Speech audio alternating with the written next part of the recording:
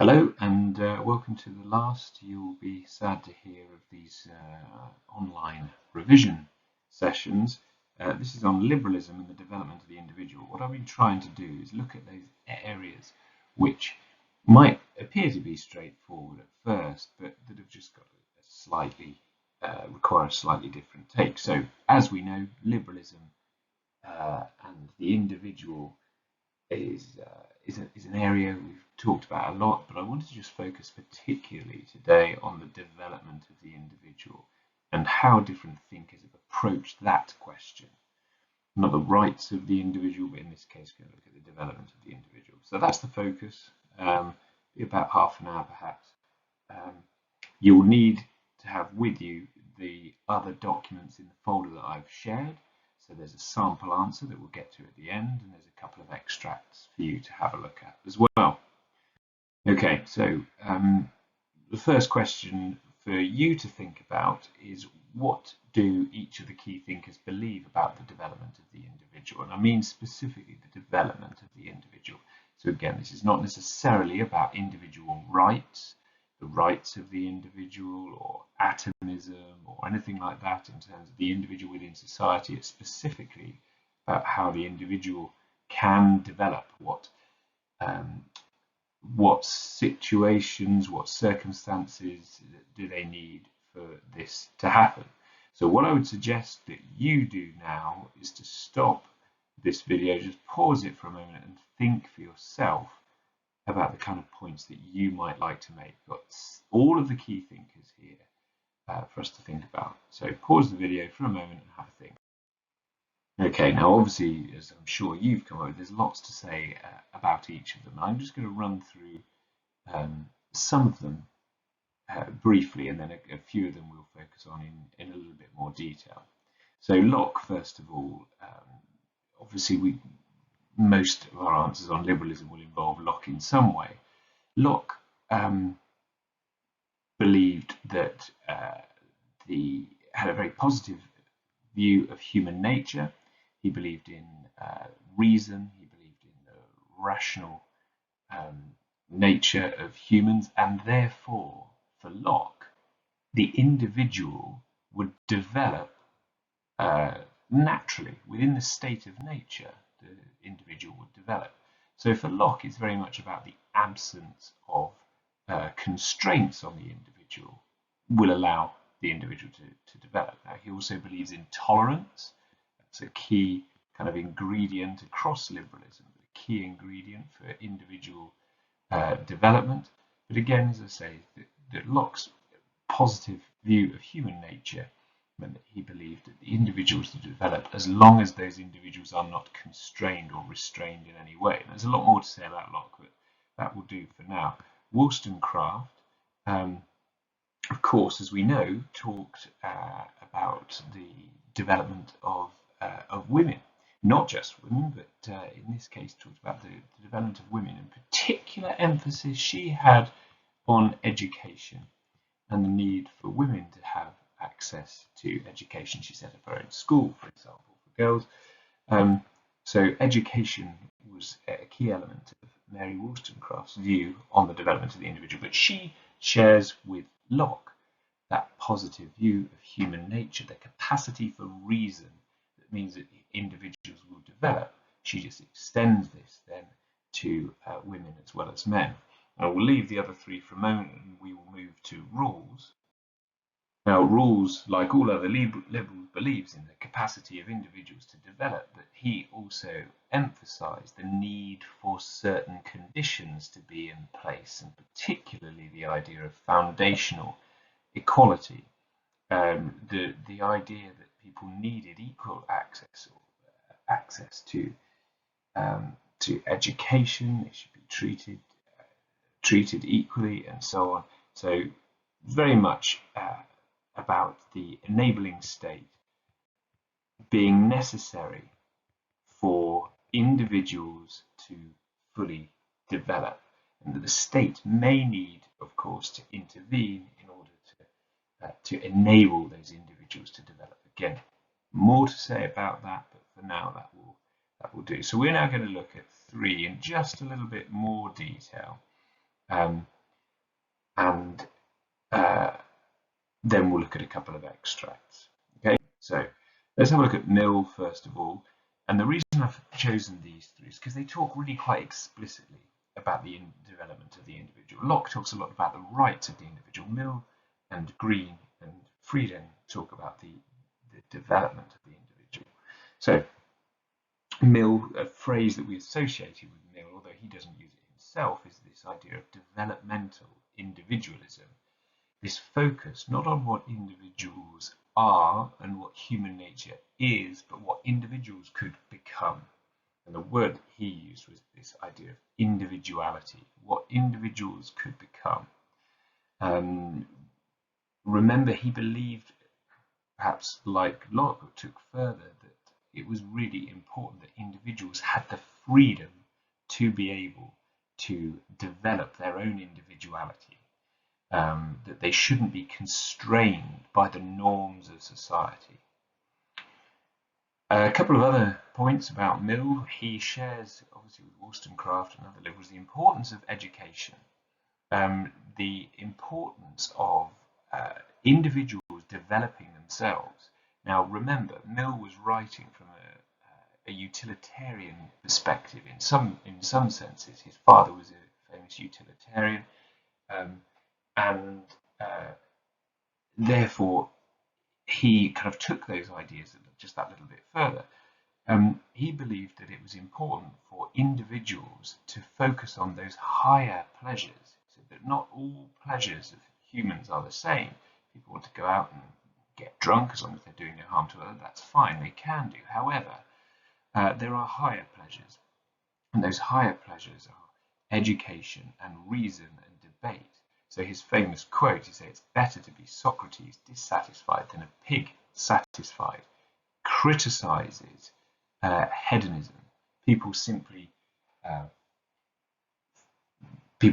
following their desire for these, what he might describe as lower pleasures. Now, he did say that the state should never ban those things, but they were criticized nonetheless. Anyway, back to the development of the individual. Clearly, there is a focus on education, debate, but also there is an emphasis that it is the individual's duty to develop themselves. And this links into his limited role for the state. He believed in education, but he was not a fan of state-controlled education. He thought that would be dangerous. So he sees a limited role for the state in all of this, that individuals should be able to develop themselves. So key things here, tolerance and debate. Therefore, he supported democracy. You could see the advantage of democracy, particularly as a means to bring about more debate and the development of reason and so on. We know that he also had reservations about democracy, the tyranny of the majority, but again, that's for another question.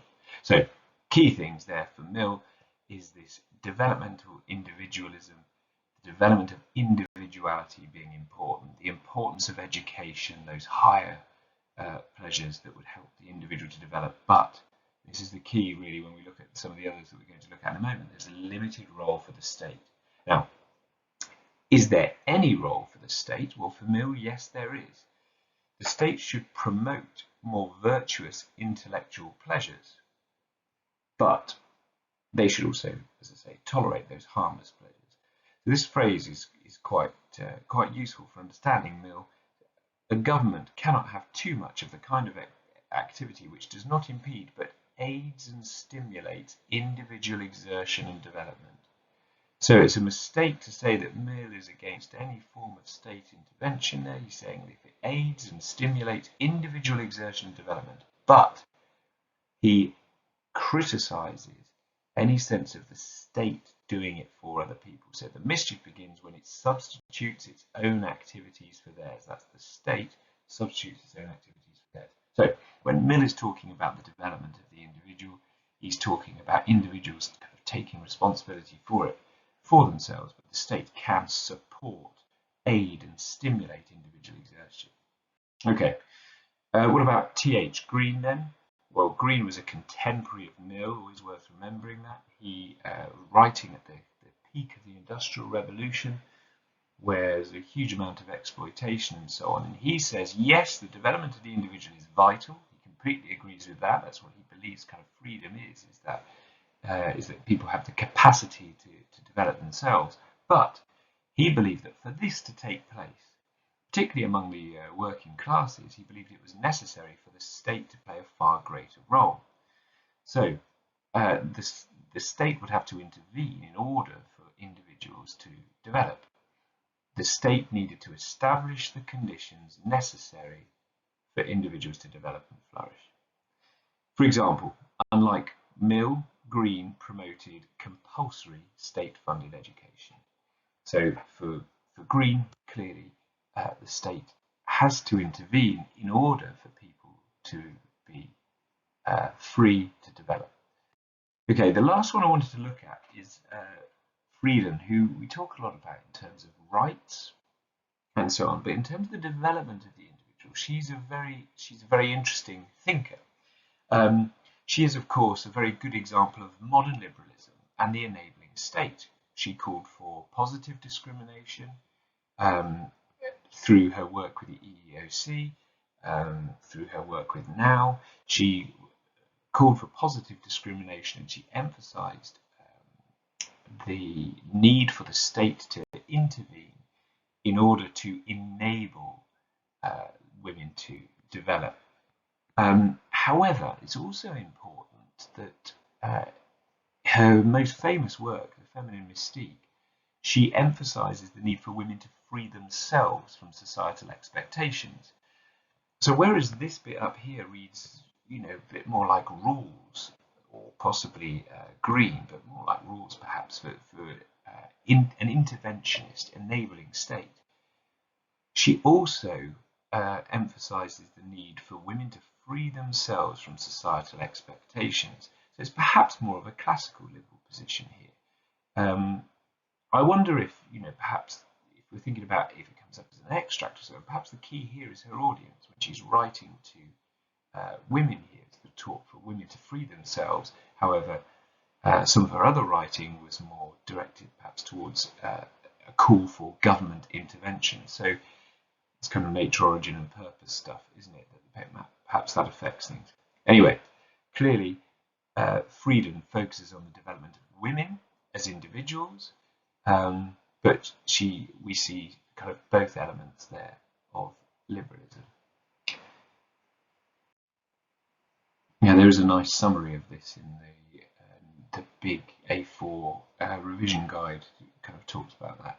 Okay, so what I'd like to do now is, I've said to you before, I think looking at extract questions is really useful. The extracts, I should say, is really useful, not simply because of practicing extract questions, but also just to get a sense of the arguments that these key thinkers put forward. So if you can have in front of you this extract question here, and you will have seen it before. We've looked at it before, but we've looked at it with a different question. We looked at it in terms of the role of the state, whereas this is analyse, evaluate and compare the arguments being made in the above extracts over the development of the individual. So I'm not going to go through it in any great detail now, but it's worth you now just pausing and having a read through and seeing if you can identify the views of Mill and Green. So pause the video and have a look at these extracts. Okay, and the first thing to note is that they're writing at a similar time. They're writing about the same issue at a very similar time. They're direct contemporaries, and you can see the difference between them. Now, they're not entirely different, and always remember that both of them agree on the need for individual development. They're both of them talking about the individual development. We have on the Mill talking about individual exertion and development, and down here we have Green talking about members of human society to make the best of themselves. Development of the individual is central to both of them, so don't forget that there are similarities here. But you also then have some key differences. The general tone of Mill is suspicion of state intervention, a state which dwarfs its men. It's worried about the state, as we talked about before, substitutes its own activity for theirs. So here we have this skepticism about the state involvement and the fact that the state can actually limit, therefore, even with the best intentions, the development of the individuals. Whereas Green, and note the subtleties in the argument, this is not the polar opposite. There's a lot of agreement here, but it does say, even though we would agree that a society where people did it spontaneously would be better, he says we need to take men as we find them, and he says that basically at the moment this is not happening, and therefore it is the business of the state to take the best security it can for the young citizens, to provide the circumstances necessary for their real freedom. Okay, so Green here is talking much more about the state providing the circumstances, the conditions necessary. He talks about it in more detail there. As I say, you've had a good read through and you can pick up those various arguments, but hopefully that helps to kind of make sense of some of the things that we were talking about earlier on.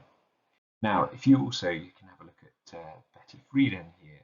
This is the end, I think, of the feminine mystique. And again, just have a read through the extract. And this gives you an idea of the importance of context, first of all. 1963, this is post-Second World War, which she actually refers to here. Why did people go home to look after something more in housework and rearing children after the war? Anyway, so the context of when it's being written is really important.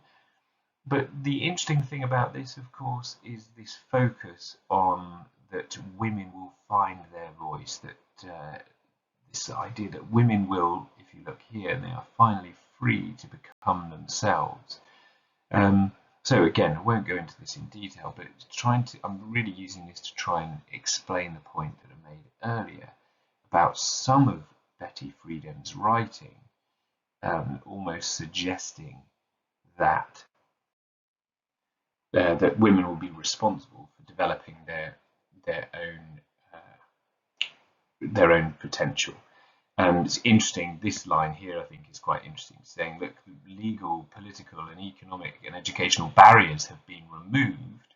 Why have they not developed in the same way? Now, again, her writing changes later on and she talks about the need for positive discrimination and so on. But again, a useful extract to have a look at and just to familiarise yourself with the arguments of Betty Friedan. Now, what I really wanted to get to, and I've taken quite a long time to get there, is just having a look at a question. Explain and analyse 3 ways in which liberals have viewed individual development. There's lots of ways that you can tackle this, but just pause the video now, have a think, plan it out. What would you say?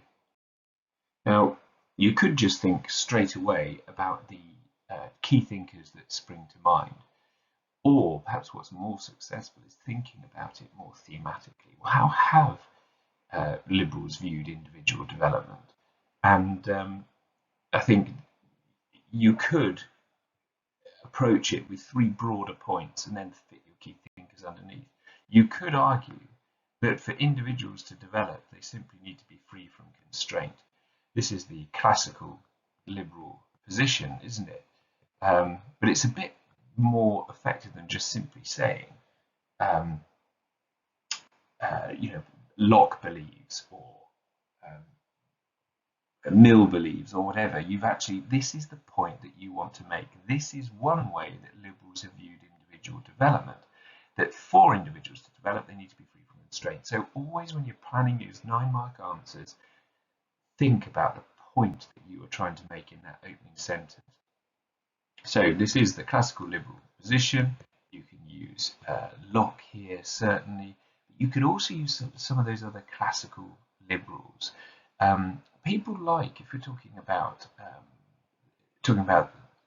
negative view of freedom, people like Samuel Smiles with self-help, or Herbert Spencer is perhaps another one. The idea that individuals need to develop themselves, they shouldn't be reliant on anybody else. Could even bring in neoliberalism, possibly, if you've got such a broad heading. So the second one that's quite interesting, if you think about our key thinkers, is the importance of education. That clearly liberals have viewed education as being central to individual development.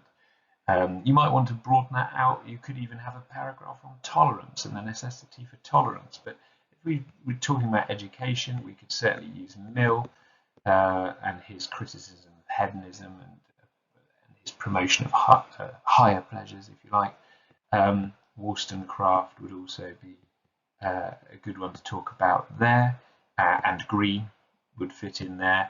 And it would link then into this last one, that for modern liberals, that state intervention is necessary for individuals to develop.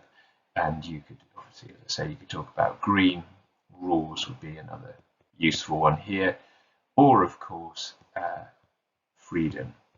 Now, there's so much, you can see now, there's so much to say that a 9-mark answer, where you have 12 minutes to do it, you've got more than enough to say, I would hope. Just make sure you've got those quotations, those key ideas, text, and so on, to make sure that your supporting detail is as specific as possible. Now, the last thing I wanted you to do is just to have a look at the sample answer. It's not a perfect answer, it'd be certainly enough for full marks, but this is not following the pattern that we've just talked about, but have a good read through this answer to explain and analyse 3 ways in which liberals have viewed individual development. Okay, hopefully you've had a chance to have a look through that. I didn't tell you to pause the video, but perhaps you did. If you have a read through, hopefully you've picked out, you've got 3 key points here. You've got a very, very brief introduction to basically say how important the individual is at the heart of liberal thinking, but there are divisions over the best way to ensure the development of individuals, just setting up that debate clearly. And then you have the first paragraph on the classical liberal view, with Locke as a key thinker, Samuel Smiles brought in with Herbert Spencer. So it's quite nice to see those alternative thinkers being brought in together. The second paragraph focuses very much on Mill, sometimes described as a transitional liberal. And he's such an obvious one to talk about when we're talking about the development of the individual. It explains, use the quotes that we've used before, won't go over it again, the higher pleasures of the mind, etc. But also about the state's role should be a limited one, and therefore then being able to contrast with Rawls and Green, possibly room for a little bit more AO2, a little bit more in terms of contrast there. But if you, as you read through, you'll see that there is elements of it. That's perhaps the weakness of the answer. But here we've got T.H. Green mentions Rawls, doesn't really talk about it. Mentions the Beveridge report down here, which is good. Remember, it doesn't always just have to be key thinkers. You can think of examples and so on that might support it. But you've got a clear third paragraph. Now, also included a 4th paragraph at the bottom, just to show how you could use Frieden and Wollstonecraft in a different way. So again, you can have a look at that. Right. Well, hopefully that's been useful to just give you a sense of how to think through a topic which, on the first looking at that, would seem very, very familiar. But actually, with something like individual development, or that sometimes the wording of the question just means that you have to look at things in a slightly different way. Right. Thank you very much. Goodbye.